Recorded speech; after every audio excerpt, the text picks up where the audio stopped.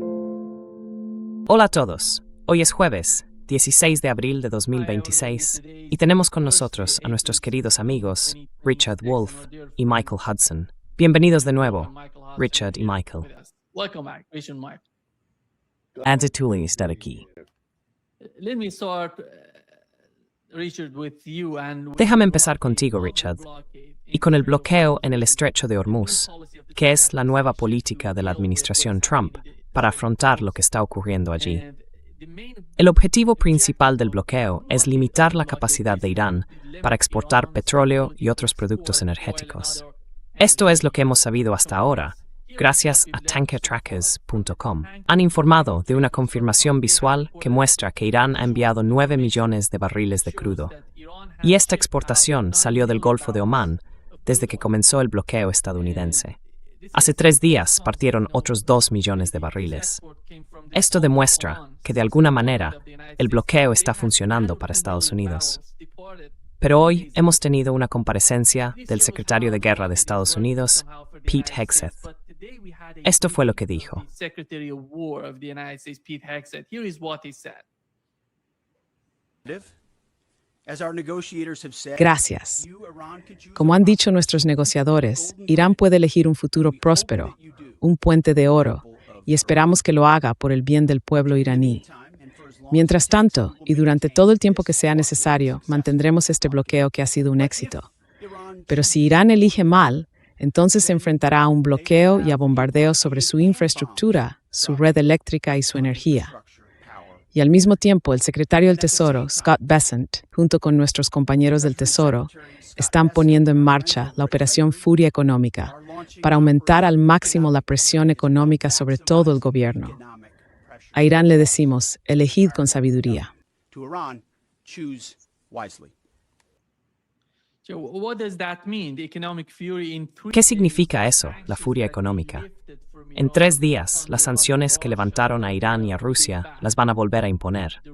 Básicamente, están hablando de volver a poner las sanciones a Irán y a Rusia. ¿Cuál es tu interpretación, Richard, de este bloqueo por parte de la administración Trump en el Golfo Pérsico? In the Persian Gulf. Bueno, en mi caso, he dejado de intentar hacer lo que suelo hacer, que es entender, en la medida de lo posible, la lógica que rige el curso de los acontecimientos.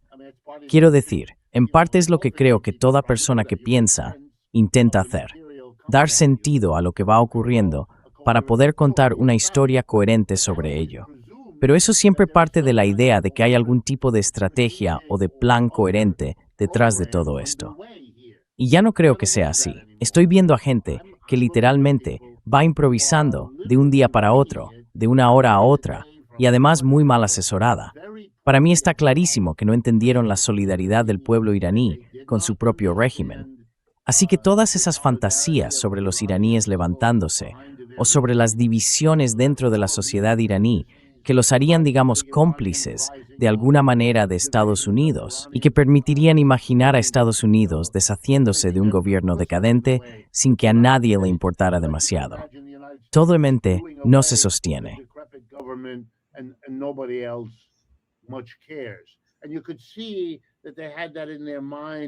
Y se notaba que eso era lo que tenían en la cabeza, porque es lo que piensan.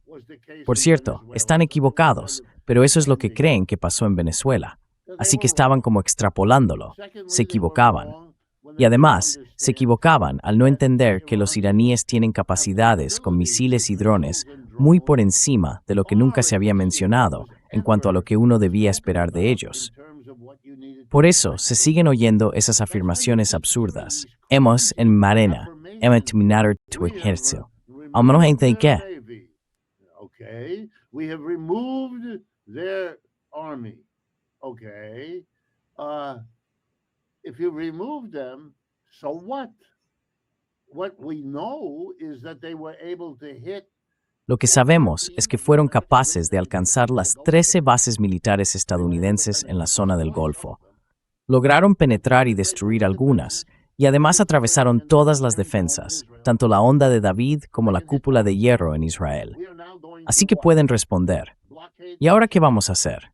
¿Bloquear sus barcos? ¿Desatar una furia económica? ¿Volver a imponer sanciones? Esas sanciones no funcionaron demasiado bien la primera vez y no van a funcionar mejor ahora. De hecho, si las impones ahora, lo harás después de que hayan pasado años aprendiendo cómo eludirlas y evitarlas. Se van a divertir contigo. Quiero recordar a la gente algo de geografía. Rusia e Irán comparten una costa enorme en el Mar Caspio. Todo lo que necesiten mover entre sus dos países puede hacerse y se hará, si no es por otros medios, a través de ese paso marítimo compartido que nadie puede bloquear.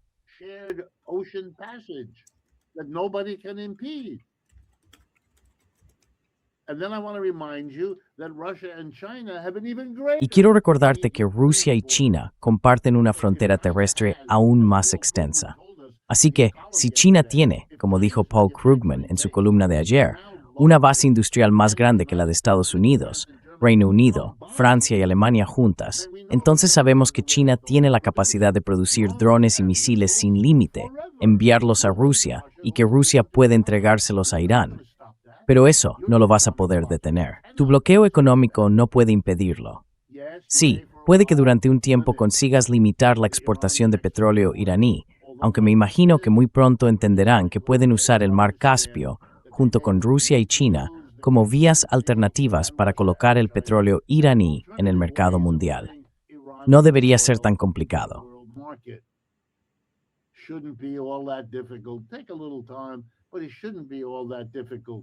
Llevará un poco de tiempo, pero no debería ser tan difícil hacerlo. Y a la larga, es una apuesta más segura para Irán, porque nadie sabe con qué frecuencia lo hará Estados Unidos. Y por último, puede que esto sea, como algunos han sugerido, una decisión de Estados Unidos para enfrentarse a China, ya que el petróleo que sale de Irán va hacia el lejano oriente, si lo he entendido bien, a Japón, Corea del Sur, Filipinas y China. Pero este sería el peor momento imaginable para que Estados Unidos tuviera un enfrentamiento con China. Sería incluso más absurdo que lo que ya han hecho con Irán. Nuestras reservas de munición están muy bajas, según reconoce todo el mundo, incluido el propio gobierno de Estados Unidos.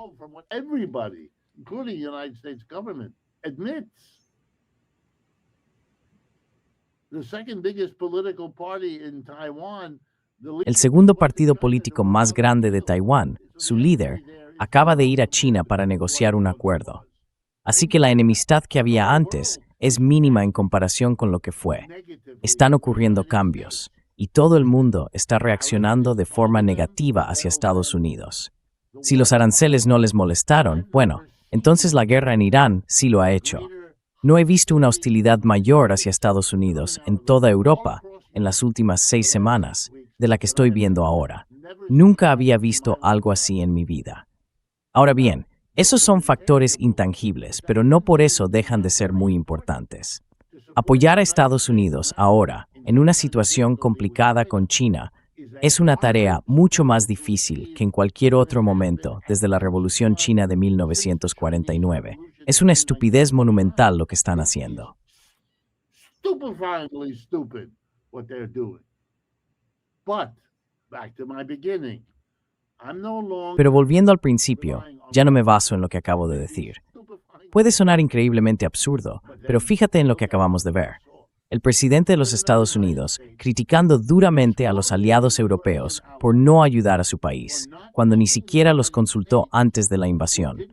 Perdón, antes del ataque a Irán. Y los misiles iraníes pueden alcanzar la mayoría de las ciudades europeas, así que están en riesgo. Irán decidió responder contra las bases estadounidenses en el Golfo y contra Israel. De acuerdo, pero también podría haber decidido atacar a los aliados de Estados Unidos, en particular, por ejemplo, al Reino Unido, que permitió a los estadounidenses usar su base militar en Chipre para hacer la guerra a Irán.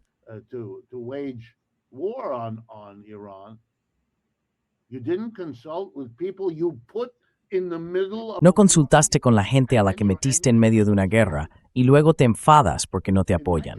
En mi opinión, la OTAN no existe. Sé que sigue ahí, pero esto es, en esencia, una declaración de Estados Unidos diciendo que en conjunto, ninguna OTAN es mejor que cualquier OTAN posible que exista. Ni siquiera merece la pena subordinar a los demás a Estados Unidos. Simplemente deshazte de ella. Esa es básicamente la actitud. Así que no veo nada aquí aparte del señor Hegseth soltando otra vez su discurso, quizá con el secretario del Tesoro uniéndose a él. Pueden darle toda la palabrería que quieran. Están en una posición muy débil, pero son capaces de imaginar otra cosa y de actuar. No puedo predecirlo, porque no encuentro ninguna lógica en la que pueda encajar todo esto. Any logic that I can package this in. Yeah. Michael, go ahead. Well, I want to comment on Michael, adelante. Bueno, quiero comentar lo que decía sobre lo que Hegseth dijo acerca de las sanciones financieras. Los iraníes no están bloqueando el estrecho de Hormuz y nunca lo han hecho. Están cobrando tasas por pasar, permitiendo que los barcos lo crucen. Es Estados Unidos quien, como dijo Richard, está bloqueando el comercio. Y el principal enemigo en todo esto, como también señaló Richard, es China. Ahora, las nuevas sanciones financieras que ha impuesto el Departamento del Tesoro son contra China y otros países, no contra Irán. Las sanciones van dirigidas a los importadores de petróleo iraní. Y la agencia Associated Press publicó un informe más completo sobre lo que Bessant dijo en esa rueda de prensa en la Casa Blanca que mostraste. Y lo que Bessant afirmó fue que las nuevas medidas serán, cito, el equivalente financiero de una campaña de bombardeos.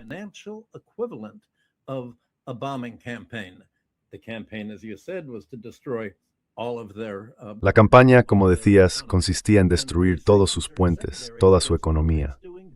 Y estas sanciones son secundarias, dirigidas contra países que hacen negocios con personas, empresas o barcos bajo control iraní, incluidos los Emiratos Árabes Unidos y competidores como China. Bueno, esto supone una escalada de sanciones que en realidad se imponen al resto del mundo para intentar obtener su petróleo de Irán y así evitar el equivalente financiero, el invierno financiero que se está advirtiendo si cesan las exportaciones iraníes. Así que lo que Bessant dijo a la administración y lo que dijo a otros países es que su gobierno ha dicho a las empresas y a los países: si estáis comprando petróleo iraní, si el dinero iraní está en vuestros bancos, ahora estáis dispuestos a asumir sanciones secundarias.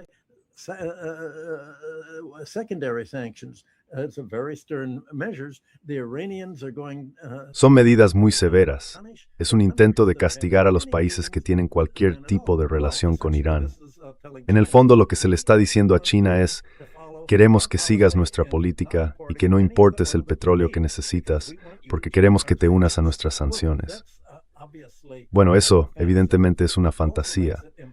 Además, esto hace imposible negociar ningún tipo de acuerdo de paz, porque una de las condiciones previas de Irán para cualquier pacto es que Estados Unidos levante sus sanciones. Y como es obvio, Estados Unidos ya ha dicho que no va a levantarlas. Y recordemos cómo empezó Vance las negociaciones con Irán en Pakistán el fin de semana pasado. Dijo: esta es nuestra oferta final. Pues bien, si empiezas una conversación diciendo que es tu oferta final, no hay nada que negociar.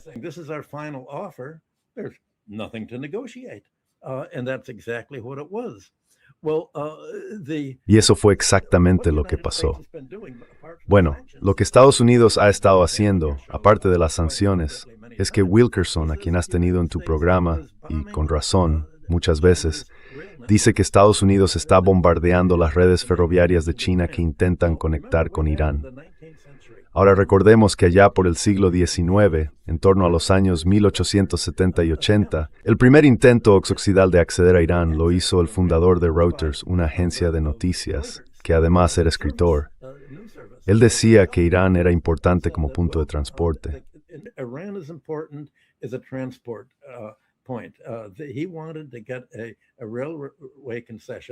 Quería conseguir una concesión ferroviaria hacia Rusia en el camino a China, porque veía lo importante que era eso.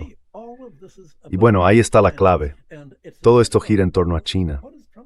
Y es como si uno se preguntara, ¿qué está intentando hacer Trump con todas estas maniobras? Se supone que va a ir a China dentro de unas 2 semanas. No me imagino que eso vaya a ocurrir. Dijo que el presidente Xi le abrazaría porque estaría encantado de que Estados Unidos permitiera a China importar petróleo iraní. Pero sabemos que ahora mismo lo está bloqueando. Entonces, ¿cuál es su plan? Richard dijo que es imposible averiguar cuál es el plan de alguien que improvisa cada día, como está intentando hacer Trump.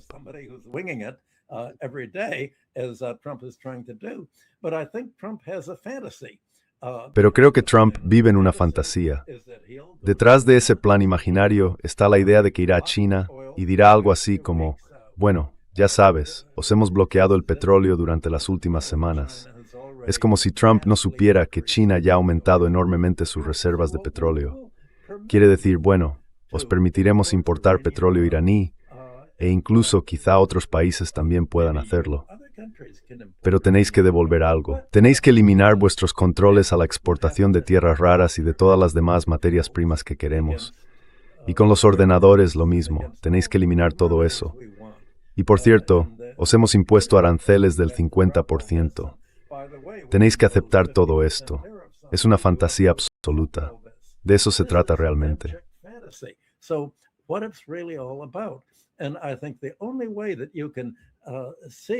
Creo que la única forma de interpretar lo que está pasando y de entenderlo es dar un paso atrás y ver que lo que guía la política de Trump son los supuestos básicos de la estrategia de seguridad nacional de Estados Unidos, tal y como se expuso el pasado diciembre en el Informe de Seguridad Nacional. Estados Unidos considera que el crecimiento de cualquier otro país, si le permite ser independiente, supone una amenaza para sí mismo. Estados Unidos no puede sentirse seguro si otros países son lo bastante seguros como para no tener que adoptar la política exterior estadounidense. Ese es el principio fundamental. Y parece que la independencia de cualquier otro país se percibe como una amenaza. Así que la pregunta es, ¿qué van a hacer los demás países ante eso?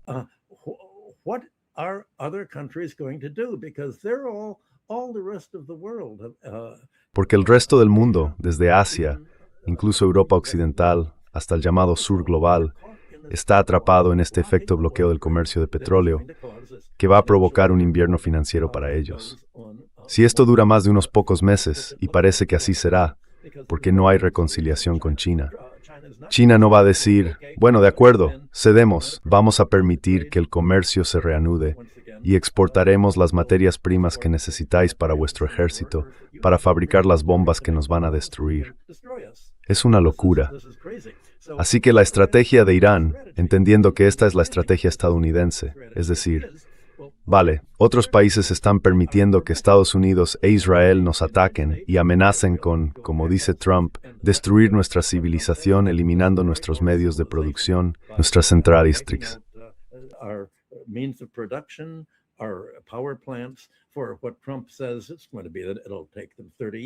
Según lo que dice Trump, va a pasar que tardarán unos 30 años en recuperarse. Otros países están permitiendo esto. Así que solo tenemos una defensa posible. Nosotros, como iraníes, no podemos derrotar a Estados Unidos por nuestra cuenta, está claro. Tiene más poder y puede hacer que al menos algunos de sus misiles lleguen a destino. Y luego está Israel, con sus 200 bombas atómicas que siguen en reserva. Lo que Irán puede hacer es decir, bueno, en cuanto nos ataquen, o si intentamos hacer pasar uno de nuestros barcos atacando un buque estadounidense, y ellos responden, vamos a bombardear las bases estadounidenses que quedan en Arabia Saudí y en los Emiratos. Y también vamos a bombardear el puerto que Arabia Saudí está usando en el Mar Rojo, para no depender del estrecho de Hormuz. Vamos a bombardearlo.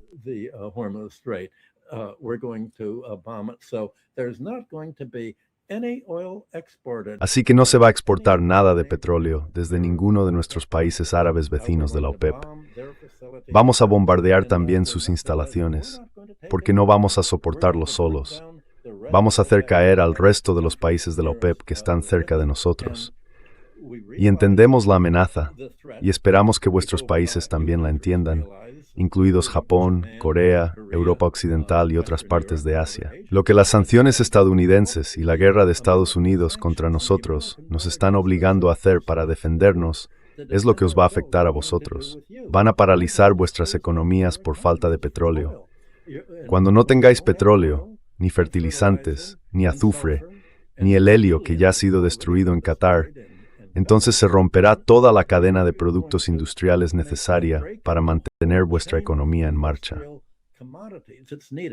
to keep your economy going. Other industries, your plastics industry, and industries using plastics, your transport industry using oil, especially your airplane, your travel, airline industry. Aviones, vuestros viajes, la industria aérea, ya está sufriendo en todo el mundo. Y ahora, además, hay escasez de combustible para aviones. Todo esto está amenazado por el ataque de Estados Unidos contra nosotros. Eso nos obliga a intentar defendernos, avisándoos de que al final vosotros también estáis atrapados como daño colateral en todo esto. ¿No vais a hacer nada para detener a Estados Unidos? Nosotros solos no podemos, solo intentamos alertaros. Bueno, anoche y la noche anterior y la anterior también, las bolsas de Corea y Japón están subiendo con fuerza, no bajando. El mundo no quiere pensar lo impensable. Parece que otros países que también sufren como daño colateral no quieren darse cuenta de lo que va a suponer para todo el planeta este enfrentamiento entre Estados Unidos e Irán, que acabará cerrando el comercio del petróleo. Eso es lo más absurdo de todo.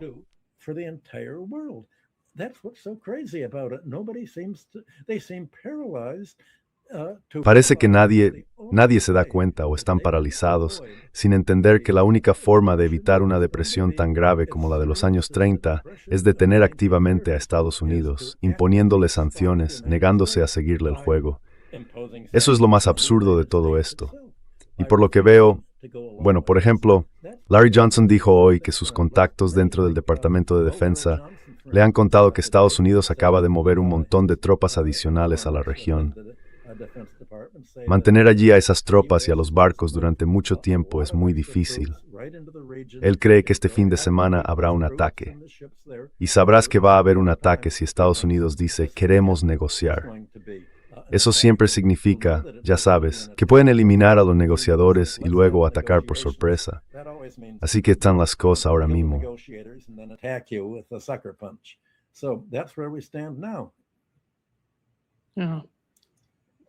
Richard, Sí, Richard, parece que la guerra, ¿tú cómo la ves? Porque escuchando el tono de Pete Hegseth al principio de sus intervenciones, decía que estaban avanzando algo en las negociaciones, pero nadie es optimista con lo que está pasando entre Irán y Estados Unidos hasta ahora. ¿Crees que la guerra va a escalar? ¿O que va a seguir igual que hasta ahora con el alto el fuego, quizá prolongando ese alto el fuego o algo parecido? ¿Cuál es tu interpretación de la situación actual?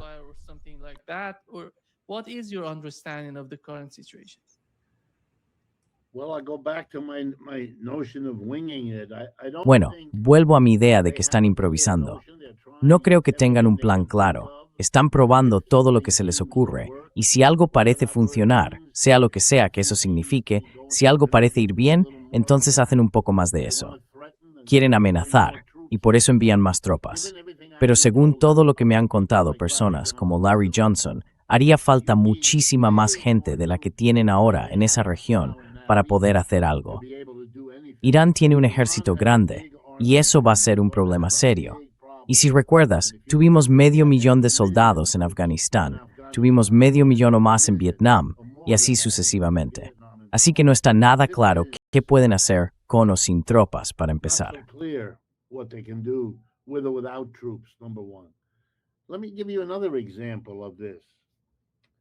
Déjame ponerte otro ejemplo de esto. En Europa, varios comentaristas han planteado la siguiente pregunta. Si los objetivos del bloqueo eran más o menos los mismos que guiaban el ataque, el tema del material nuclear, la apertura del estrecho de Hormuz y todo eso, entonces, ¿por qué, por el amor de Dios, no intentaron primero la vía económica antes de pasar a la vía militar? Es decir, un bloqueo no habría matado a 5 o 10,000 personas en Irán. Un bloqueo habría sido mucho más barato de mantener que lo que finalmente hicieron. Así que, ¿por qué no probar primero el bloqueo económico para ver si funcionaba? Podían seguir amenazando, como ya estaban haciendo, con que si no funcionaba, si no se sentaban a negociar, entonces recurrirían a la acción militar.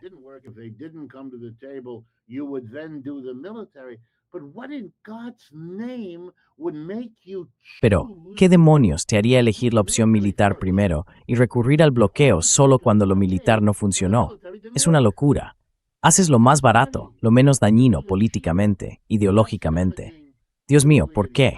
¿Por qué? El ayatolá Jamenei estaba en contra de desarrollar armas nucleares. Llevaba muchos años así. Puede que fuera lo único que frenaba a Irán de hacerlo de todos modos. Así que es un tema confuso. Pero, ¿por qué hiciste el bloqueo económico en segundo lugar? Ahora tienes un bloqueo económico y otra vez estás amenazando con volver a la vía militar si esto no funciona. Pero eso debería haber sido el primer paso, no el segundo.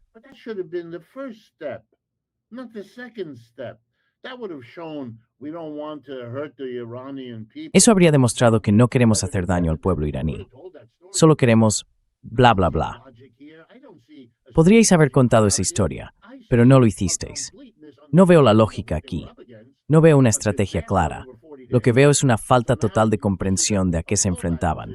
Un desastre durante 40 días. Así que ahora esto es una posición de repliegue. Y aunque entiendo lo que dice Michael, añadiría que también se trata de no parecer que se han perdido esos primeros 40 días, haciendo algo que pueda presentarse como anti-iraní o como una continuación de la lucha. Mira la actitud de Hegseth, o como se llame. Necesita estar al mando. Él y Trump necesitan estar al mando.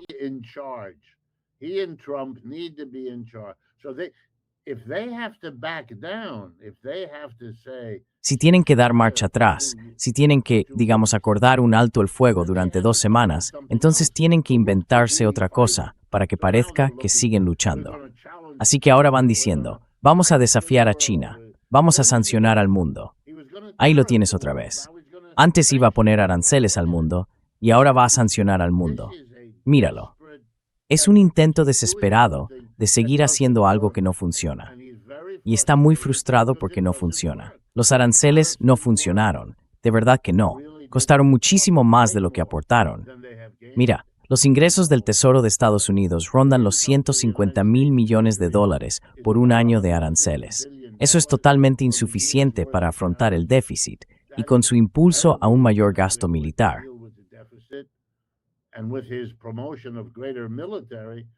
Eso es lo que va a hacer. Va a ser el presidente al mando de un gran ejército, y eso es todo lo que tiene. Pero eso no servirá para manejar situaciones como el Estrecho de Hormuz, ni para hacer frente a la combinación de Irán, Rusia y China. No pueden hacerlo, salvo que recurran a armas nucleares. Y eso, por supuesto, está ahí, en segundo plano.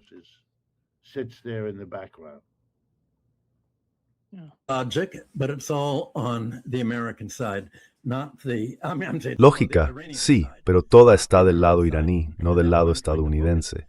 Y por eso intento centrarme en lo que hay que hacer. El objetivo del lado iraní, básicamente, es mostrar a los demás países que hay que actuar juntos en esto, que si no actúan para protegernos, habrá una crisis que también les afectará. Donald Trump ha dicho abiertamente que tiene un plan B, y creo que tenemos que analizar ese plan B, que parece bastante razonable. Él dijo, bueno, supongamos que hay una depresión mundial, y supongamos que sí, logramos cerrar el acceso al petróleo iraní.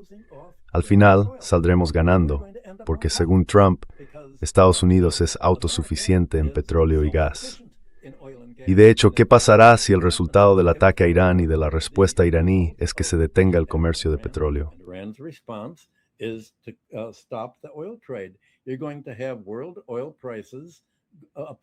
Vas a tener los precios mundiales del petróleo subiendo hasta unos $200 por barril, más o menos lo que se suele estimar.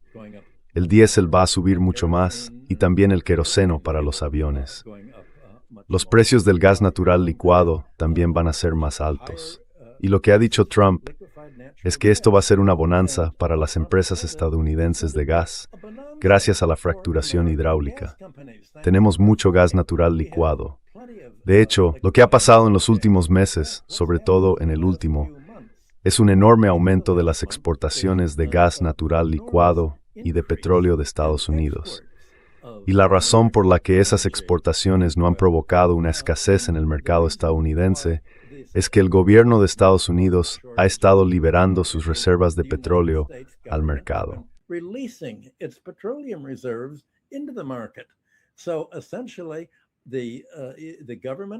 Básicamente, el gobierno libera sus reservas de petróleo al mercado, lo que provoca un exceso de oferta que las empresas estadounidenses de petróleo y gas exportan a compradores europeos, asiáticos y del sur global, obteniendo beneficios enormes.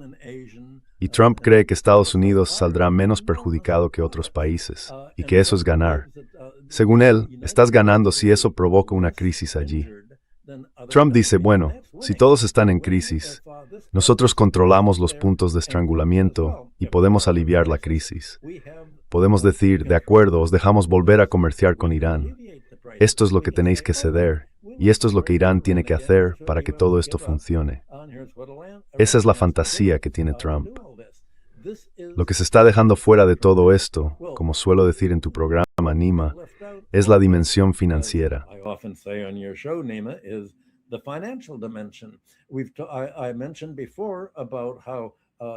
Ya lo mencioné antes. La escasez de petróleo va a provocar el cierre de muchas industrias en todo el mundo, en Asia, en Europa y en el sur global. Eso va a generar desempleo. El gobierno tendrá que proteger a la población en general, a los propietarios de viviendas, permitiéndoles iluminar y calentar sus casas sin que sus facturas de electricidad se dupliquen o se tripliquen. Así que el gobierno tendrá que conceder subvenciones, y eso va a obligar a un gasto público enorme, además de que la moneda y el déficit por cuenta corriente del país aumentarán para poder pagar las importaciones de petróleo y gas, venga de donde venga.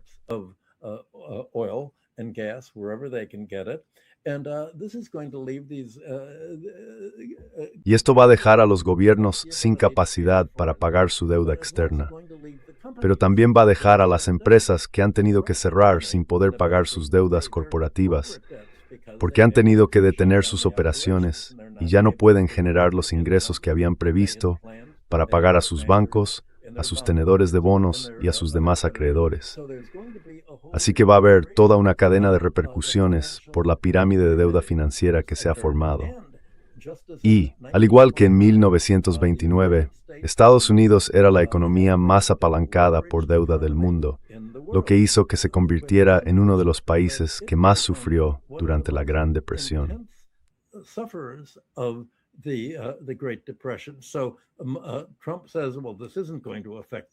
Trump dice, bueno, esto no va a afectar a la economía estadounidense, pero si tenemos en cuenta los planes de Estados Unidos de gastar $1,5 billones para reconstruir la maquinaria militar americana y los $200 mil millones adicionales que cuesta reemplazar todas las bombas y misiles que se han usado en la lucha contra Irán, el déficit va a ser enorme. En esencia, lo que Trump dice es, bueno, para pagar al ejército, no podemos permitirnos Medicaid, no podemos permitirnos Medicare, no podemos permitirnos pagar hipotecas, servicios de guardería y todo el gasto social que los gobiernos federales de Estados Unidos se supone que han mantenido durante el último siglo.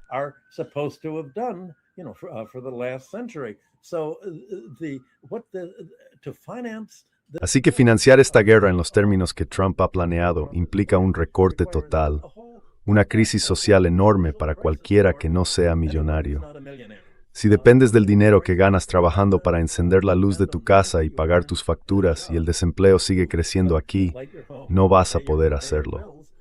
Así que Trump, la crisis no solo se va a sentir en el extranjero, también en Estados Unidos.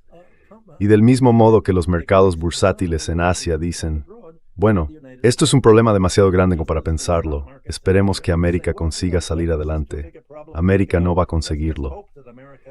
Y el mercado bursátil nacional es igual de ciego, creyendo que el país podrá hacerlo, pero no va a poder.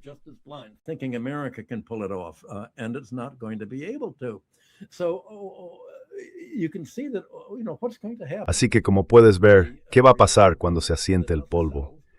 Irán va a acabar uniéndose a China y a Rusia como una potencia mundial, no como una potencia exportadora, ni como un gran inversor global, y desde luego no como una potencia militar. Pero Irán es el único país que está explicando y comprendiendo cómo la política de Estados Unidos forma parte de un sistema económico mundial y cómo está afectando a todo el planeta. Y al analizar cómo funciona el sistema en su conjunto, Irán puede diseñar cualquier política entendiendo lo interconectado que está todo este sistema internacional de comercio, finanzas y poder militar. Y el resultado es, bueno, ¿qué pueden hacer los demás países? No les queda mucho tiempo.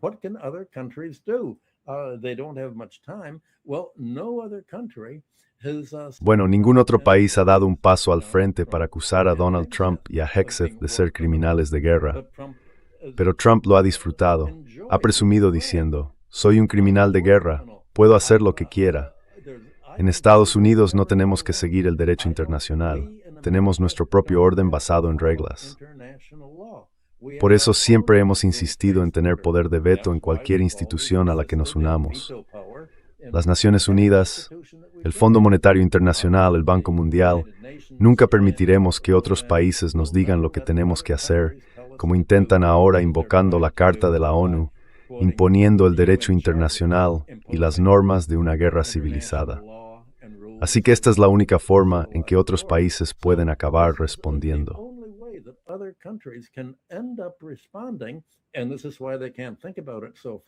Y por eso no pueden planteárselo solo en términos de sustituir todas esas instituciones que están bajo control de Estados Unidos, o al menos bloqueadas por él. Hace falta una ONU reformada, o incluso una completamente nueva. Hace falta una alternativa al Fondo Monetario Internacional para gestionar la crisis financiera que va a surgir a raíz de la crisis provocada por el ataque de Trump a Irán. Se necesita un nuevo Banco Mundial que ayude a financiar la inversión de otros países para que sean autosuficientes en su agricultura y su industria, y no simplemente más dependientes de las exportaciones estadounidenses, que ha sido uno de los objetivos principales del Banco Mundial. En realidad, siempre ha funcionado como una extensión del Departamento de Defensa de Estados Unidos.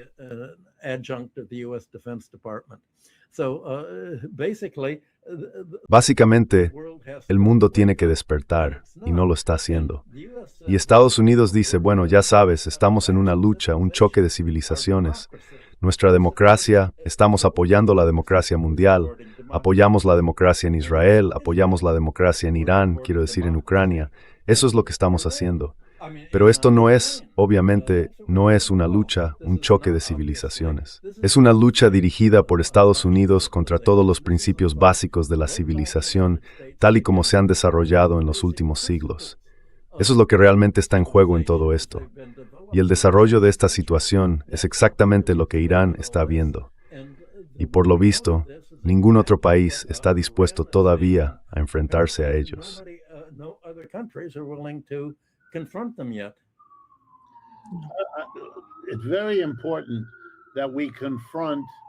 Es muy importante que enfrentemos al señor Trump cuando dice, como Michael ha citado correctamente, que podemos provocar una depresión global porque somos lo bastante fuertes para superarla. Tenemos petróleo y gas. Bien, déjame responder. Sí, tienes petróleo y gas, pero aquí está el problema. Rusia, China e Irán juntos tienen tanto petróleo y gas como tú, además de un sector manufacturero que tú no tienes. Así que no estás librando una lucha en igualdad de condiciones. Es una lucha desigual y vas a perder. Ya sabes, es tan imposible mantener una economía moderna sin una base industrial como sin energía. Las dos cosas van de la mano. Estados Unidos va a paralizar la... Richard, perdona que te interrumpa. Richard, sorry for interrupting you. Just to mention. Solo por mencionar, esto es lo que publicó el Wall Street Journal, confirmando justo lo que acabas de decir. El Pentágono está hablando con fabricantes de coches para que, de alguna manera, produzcan misiles. Y la guerra ha llevado a Estados Unidos a una situación en la que el Pentágono tiene tan pocas municiones, después de haberse metido con Irán, que ahora están pidiendo a Ford y a General Motors que conviertan sus fábricas de coches en plantas de misiles. Tal como decías. Adelante.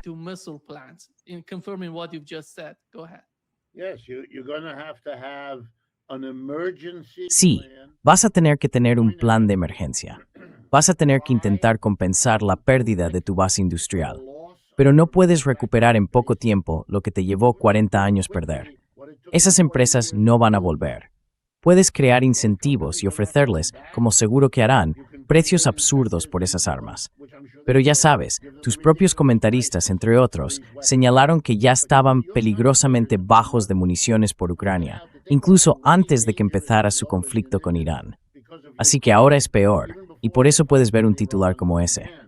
Pero van a ir a remolque, intentando ponerse al día.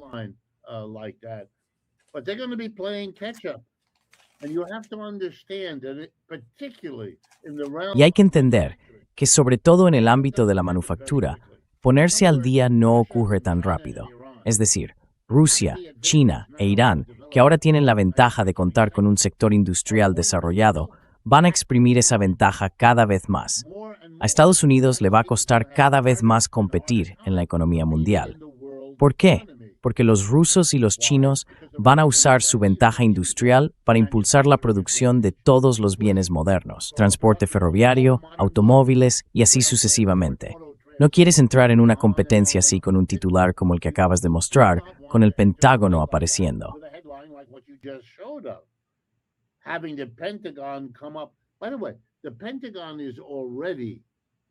Por cierto, el Pentágono ya es la causa de un enorme aumento del gasto con déficit durante los próximos 12 meses y, por tanto, de un enorme incremento de la deuda nacional.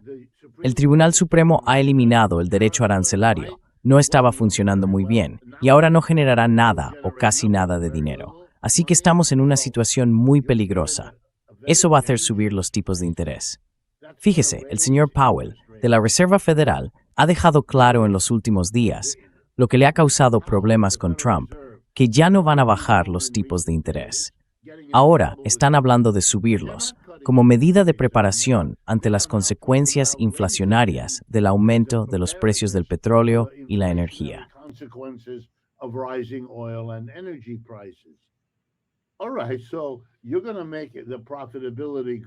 Vale, así que vas a aumentar la rentabilidad con contratos del gobierno, pero la vas a reducir con el aumento de los costes de los intereses, que son un problema muy serio para las empresas estadounidenses.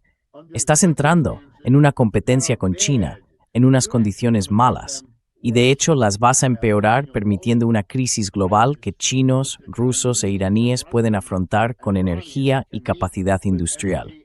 Tú vas a responder con energía, pero sin industria. Estoy exagerando un poco, pero esto no es inteligente. No es que no nos importe, más vale que te importe. Esto de no nos importa viene de la estupidez, no de un cálculo racional.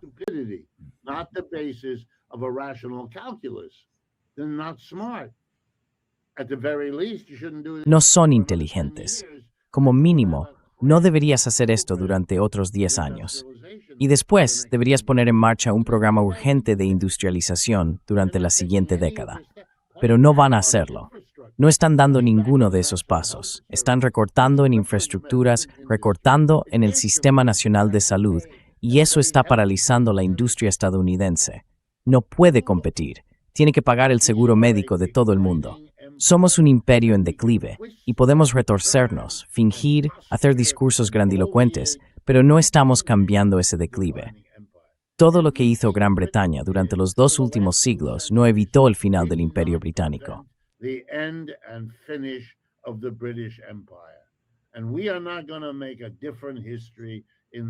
Y no vamos a escribir una historia diferente en este periodo, ahora que nos toca el declive. Más nos vale llegar a un acuerdo con China y con Rusia, porque ellos son el sol naciente, no nosotros. Puedes fingir todo lo que quieras, pero esa es la realidad, y más vale que la afrontes. Y no lo están haciendo. Y esta guerra en Irán, o el bloqueo, todo eso son intentos. Estados Unidos lleva 40 años intentando frenar, bloquear o ralentizar el desarrollo económico de China. Ha probado todo lo imaginable, y estoy tratando de tantas cosas que no conocemos. No funcionó. No funcionó.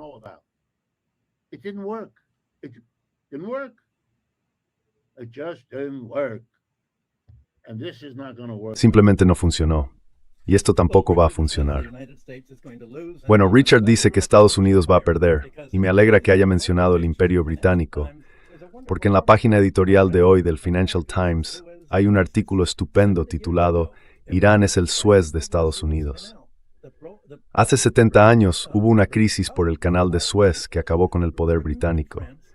Reino Unido y Francia querían deshacerse del presidente Nasser, igual que Israel, por haber nacionalizado el canal y por negarse a seguir siendo una simple colonia dependiente de ambos países, que se habían convertido en sus acreedores en el siglo XIX. Así que lo que ocurrió fue que Reino Unido ideó un plan, que Israel invadiera Egipto, y luego ellos intervendrían, supuestamente, para hacer lo mismo que Estados Unidos decía que había que hacer en respuesta a Israel.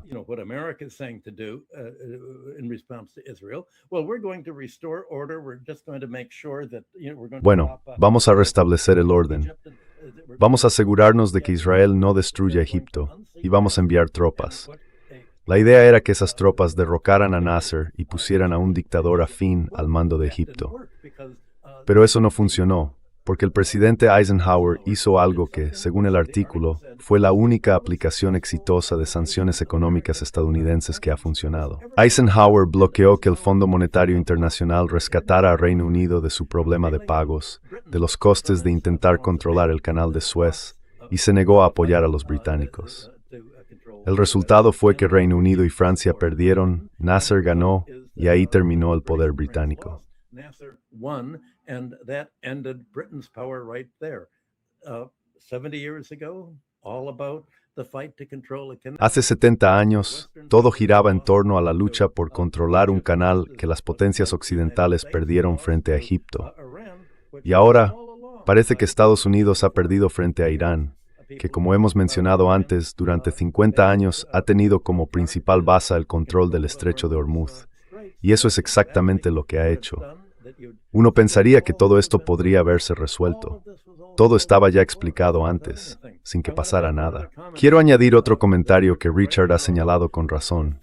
¿Cuál es el efecto de todo este déficit militar industrial de 1,5 billones o incluso 1,7 billones sobre Estados Unidos? La Reserva Federal sigue la propaganda habitual de los bancos, diciendo que va a ser inflacionista, que subirá el precio del petróleo. La economía convencional lo entiende al revés. Mainstream economics gets it backward. This is deflationary, not inflationary. Esto es deflacionario, no inflacionario, porque sí, los precios del petróleo van a subir. ¿Y qué implica eso? Que van a cerrar industrias que no puedan asumir esos precios tan altos. Significa desempleo. Significa una gran contracción del mercado interno. Eso es lo que es una depresión. La Gran Depresión no fue inflacionaria, fue deflacionaria. Pero la teoría monetaria moderna no se da cuenta de lo que está ocurriendo. Al menos Scott Bessent ha escrito artículos diciendo, bueno, ¿cómo hemos estado financiando todo este déficit? Este endeudamiento que Estados Unidos tiene que asumir, que el gobierno supuestamente tiene que asumir para financiarlo, se hace emitiendo bonos.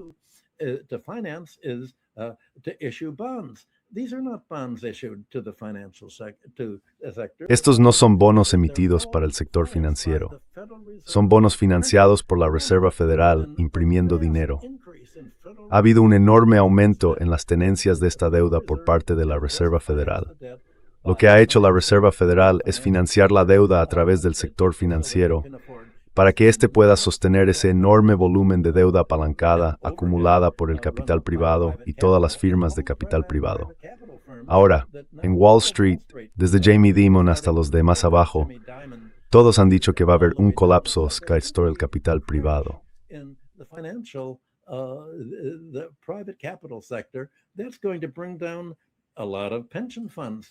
Eso va a hundir muchos fondos de pensiones. No van a poder pagar las pensiones que esperaban, porque todos pensaban que participar en un esquema Ponzi les iba a hacer ganar al final. Pero al final, los esquemas Ponzi se derrumban. Y eso es en lo que se ha convertido la economía financiera estadounidense. Y el detonante que hará caer ese esquema Ponzi, porque siempre hay un detonante, será la crisis provocada por Irán y las interrupciones en la industria causadas por la subida del precio del petróleo que vendrá con esa crisis.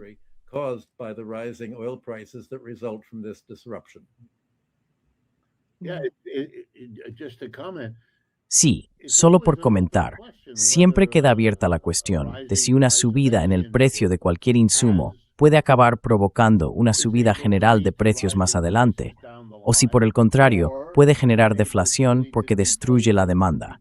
Quiero decir, eso depende mucho de los detalles de cada situación. Pero puede que Michael tenga razón. Si subes los precios para intentar recuperar lo que gastas de más en energía, entonces las exportaciones estadounidenses pueden despedirse de sus mercados, porque el mundo tiene muchas alternativas. No va a comprar productos americanos más caros, y eso les haría muchísimo daño.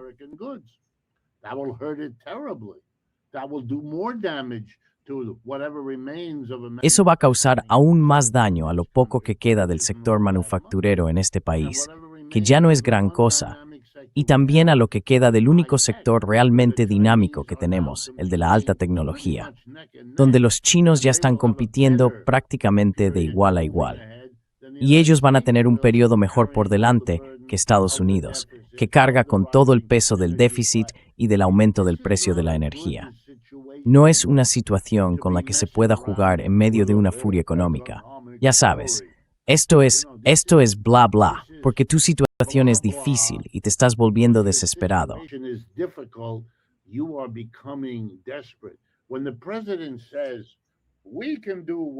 Cuando el presidente dice que podemos salir bien en el mundo con los precios de la energía subiendo, tengo que decir, un momento, tienes energía, sí, pero no tienes industria. China y Rusia, en cambio, tienen energía y también industria, así que no estás en una buena posición, estás en una posición débil. No debería tener que decirlo. No debería ser uno de los pocos, como Michael y yo, que estamos haciendo este tipo de cosas. Michael preguntaba, ¿cómo es posible que el resto del mundo no entienda que Irán está diciendo lo que otros países pequeños van a decir dentro de unos años? Tienes que ayudarnos como otro país pequeño, porque no vamos a rendirnos sin luchar, y esa lucha os va a perjudicar a todos.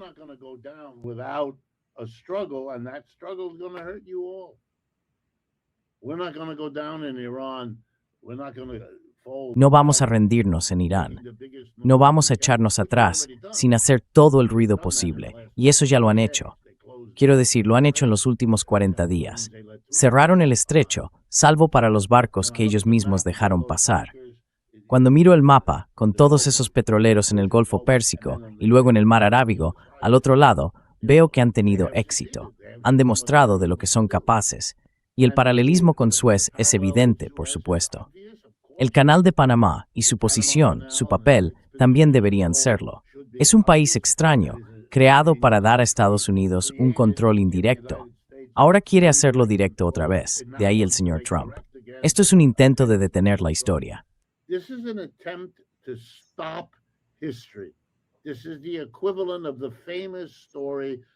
Esto es como la famosa historia del niño que mete el dedo en uno de esos diques de los Países Bajos. Ya sabes, esos diques que supuestamente contienen el mar, porque se les llama los Países Bajos precisamente por estar bajo el nivel del mar. Metes el dedo aquí y entonces se abre un agujero allá. Y cuando ya no te quedan más de 10 dedos, llega la inundación. No se puede hacer eso.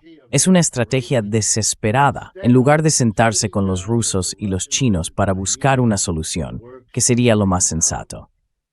Y si eso ocurre a costa de Israel, que es lo que personalmente creo que se avecina, entonces será un precio que la mayor parte del mundo estará dispuesta a pagar.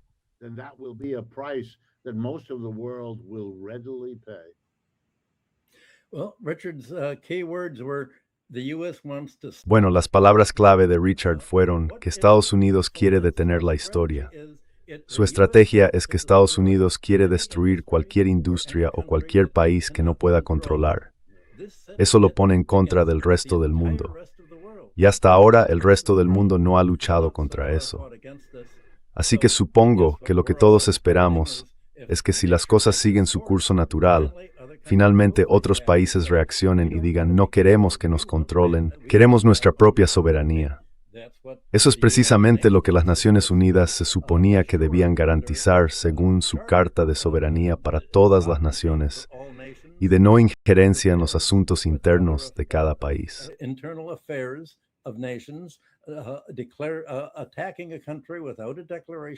Atacar a un país sin una declaración de guerra va en contra de las leyes de la guerra. Dirigir los ataques contra bienes civiles también va en contra de las normas de la guerra. Y hasta ahora Estados Unidos no ha intentado atacar los medios de producción de Irán, solo a su población civil. Quiere dañar a los civiles porque cree que eso los desmoralizará en lugar de movilizarlos. Así que todas estas suposiciones forman, en realidad, el gran contexto de todo lo que está ocurriendo. Y en algún momento tiene que haber razonabilidad y lógica. Y hasta ahora son los iraníes los únicos que están expresando todo esto, a la espera de que lo hagan otros países. Final thought. Again, my review of Una última reflexión. De nuevo, mi repaso habitual de la prensa europea me confirma que lo que dice Michael es cierto, pero el ambiente, la actitud popular hacia Estados Unidos, ya ha cambiado mucho. Todo el mundo lo nota, los aranceles lo provocaron y esta guerra también lo está haciendo. Hay toda una serie de acontecimientos que están volviendo a los europeos, como mínimo, hostiles y resentidos. Ya sabes, Estados Unidos, y el señor Trump en particular, están empezando a recibir el mismo trato que antes se reservaba a Hitler en el pasado o a Putin en el presente. Esa obsesión europea de que Putin es el gran peligro ahora compite de cerca con el señor Trump es el gran peligro. No es que hayan dejado de demonizar a Putin, no lo han hecho, pero ahora han añadido también la demonización de Trump. Y como la verdad es que Trump está en una posición mucho más capaz de perjudicarles que el propio Putin, la situación se está inclinando claramente en contra del señor Trump. it's tilting badly for Mr. Trump. Bueno, entonces, ¿quién es Europa? ¿Europa son Starmer, Macron y Merz o son los votantes? It's the voters and it's the desperate effort. Son los votantes, y es ese esfuerzo desesperado. En cada uno de esos tres casos, las encuestas muestran cifras peores que las del señor Trump, y muchos de ellos rondan entre el 10 y el 20% de apoyo. Son un desastre. No hay manera de que el señor Macron sea reelegido, salvo un golpe de suerte. Lo mismo pasa con Starmer y con Merz. Y la ironía es que la única excepción podría ser Meloni, pero eso se debe a que ahora está liderando los ataques contra Trump.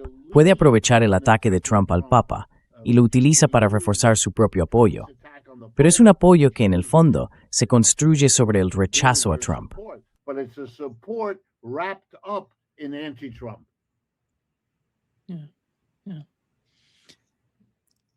Muchísimas gracias, Richard y Michael, por acompañarnos hoy. Un verdad, como siempre. Hablamos la semana que viene. Nos vemos pronto. Adiós.